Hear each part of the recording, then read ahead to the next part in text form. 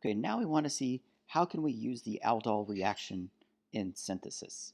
So here are two problems, and in both cases, we're going to be starting from butanal. So butanal is a 4-carbon aldehyde. 1, 2, 3, 4.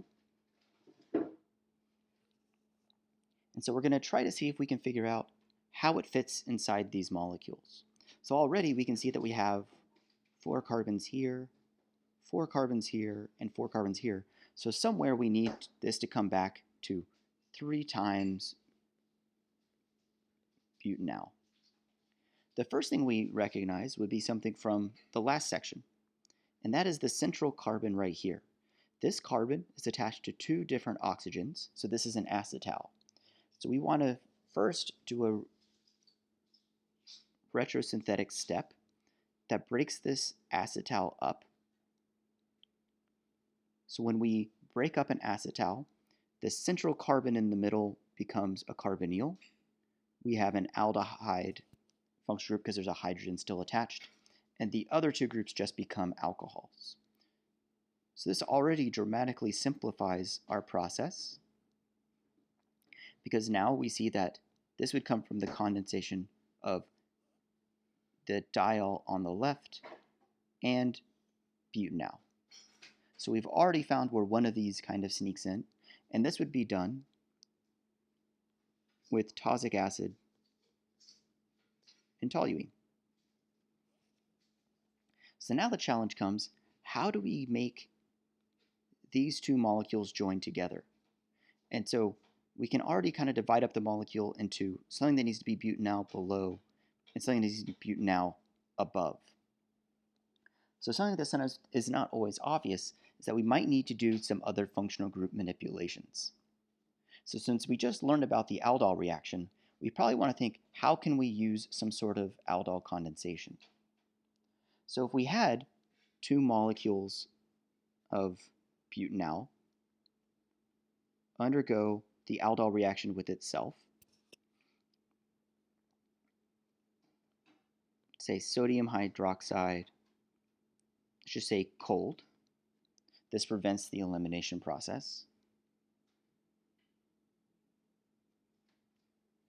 The product we would get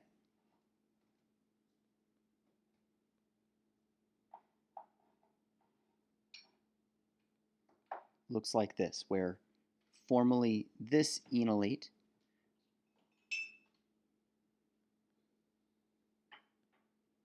would be adding into this aldehyde. So after proton transfers, we get a structure that actually looks a lot like the intermediate we need to make.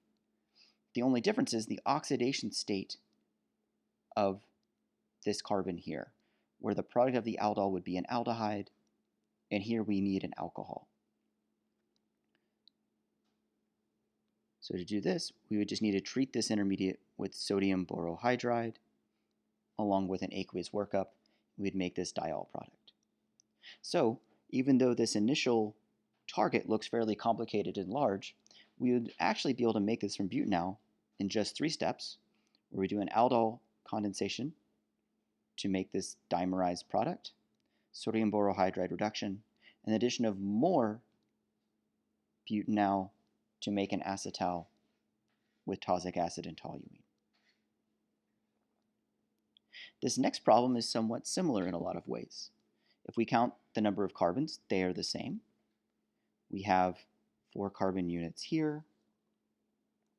We end up having another 4 carbon unit here and another one here. So without thinking too much, we want to first focus on this central ester bond. We've learned a lot of different ways to make esters, and so this should simplify our problem.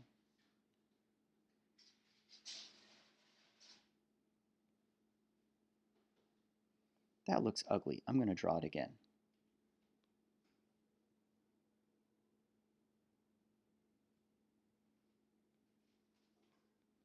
So we could have this form from the merger of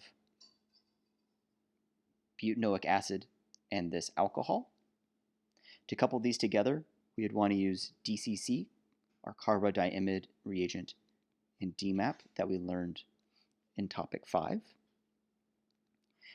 And we know that we can make butanoic acid from butanal simply by using, well, any number of oxidants. Probably the mildest one would be our silver oxide oxidation of an aldehyde to carboxylic acid. This could also be the Jones reagent. And now we kind of want to try to see how does this map on and how would we be using an Aldol reaction to make this intermediate. Structurally, it is fairly similar to this intermediate up here. The main difference is it doesn't have an oxygen anymore. But you see that we end up having a long string of carbon atoms. That's bridged here. Then we have a 2-carbon branch and a 1-carbon branch. So this is our 1-carbon branch and this is our 2-carbon branch. So I mean, somewhere we need to be losing this hydroxyl group. So one way to remove this hydrogen would actually be to do the exact same aldol condensation.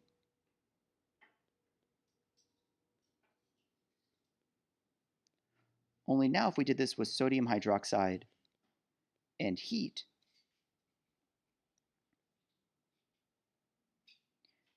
we would end up now with the unsaturated aldehyde. And now we can see that all we need to do to get to this alcohol is actually 2 reductions. We need to reduce this double bond and we need to reduce this ketone. And so this could be affected through double bond hydrogenation accompanied with sodium borohydride reduction. So we could say we could do something like palladium on carbon with hydrogen, 1, and then 2 sodium borohydride, followed by an aqueous workup. So again, sometimes because of the functional group manipulations surrounding the aldol reaction, the retrosyntheses of these molecules become a bit tricky.